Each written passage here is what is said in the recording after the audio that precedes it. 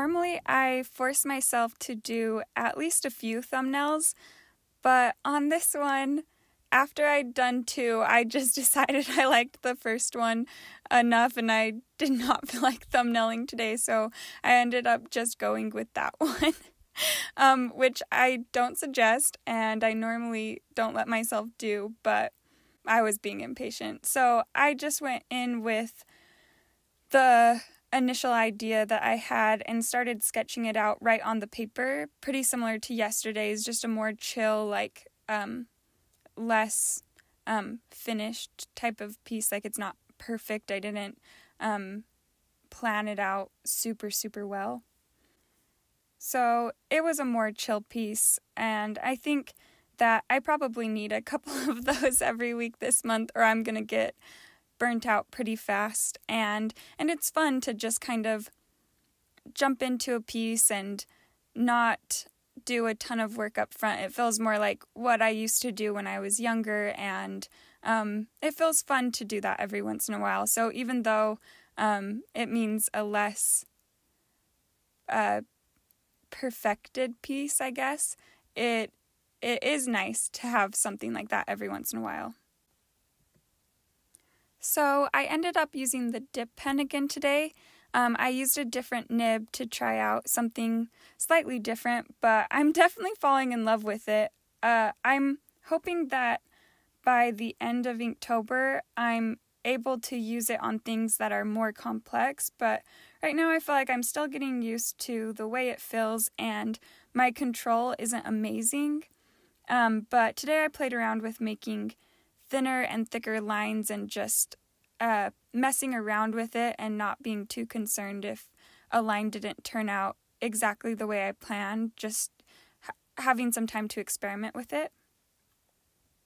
But the reason I like using a dip pen as opposed to something like a micron is that once you do have more control over it, you can create so much more dynamic lines, and it's a lot easier to do that, because with a micron, if you want a line to change thicknesses in the middle of the line, you have to go back in and start adding on, like thickening up the line very intentionally, whereas this has a more natural feel to it because if you want the line to be thinner, you use less pressure, and if you want it to be thicker, you use a little bit more. So it's really easy and has a more natural finish when you want to change a line's thickness in the middle of a line. So it's really easy and much more natural to get very dynamic lines, which I personally really like in artwork. I think there's a time for a standard line width throughout the piece, but I think generally it looks really good to have it be different throughout. So overall, today's piece did end up feeling a lot like yesterday's as far as the process and some of the things that I did, including doing a light gray background. I really liked how that looked yesterday, so I just kind of wanted to play around with it again. And I don't like it on today's as much, but I mean, I don't dislike it. I just think the way it was used yesterday fit the piece better. And it doesn't look bad on today's, but I don't think it necessarily adds to it either. But I also was attempting to go in with a really, really light blue Copic marker on the dress, but I forgot to do that before I painted over the entire piece with that light gray wash. So it ends up just looking kind of gray, which is okay. I think that's actually better. I'm kind of glad that it didn't end up showing up as very blue. But I do think it would be fun to incorporate Copic markers for a little bit of added color in future Inktober's that I do. I did try it out on day 2 with the skeleton and the flowers, and I really, really liked that pop of color. So that's kind of the intention that I had for today's, but it just didn't end up going the way that I had originally planned, but I think that's okay.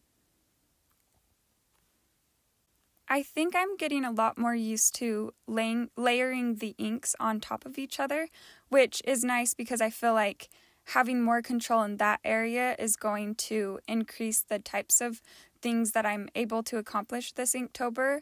I feel like I've kind of been playing it safe this past week, and I would like to branch out and do things that I am a little bit more excited about, but I didn't want to bite off more than I could chew while I was still getting used to how to control a medium that I'm not used to at all.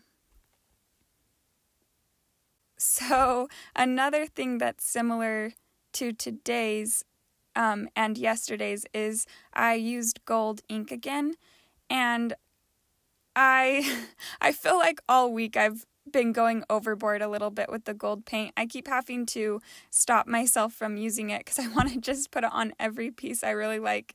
I like how gold looks on a page, but I think I went a little overboard today. It's really hard once I've started putting it on to stop myself, just because I really like it. It's fun to paint it on, and it's so shiny and glittery. You can't tell how shiny it is on the videos as much, and even in the pictures, but it's kind of mesmerizing to turn it back, the illustration back and forth in front of a window and watch the light reflect off the gold, which I probably sound crazy right now saying that, but it's just really pretty. So I think that I should probably put the gold away for a couple pieces so that I don't end up with so I don't end up going overboard on every single piece. And with this illustration, I don't hate it, but I feel like it's kind of cheesy. I don't know. I feel like it's in the realm of something that I would do, but also not. I don't even know how to explain that.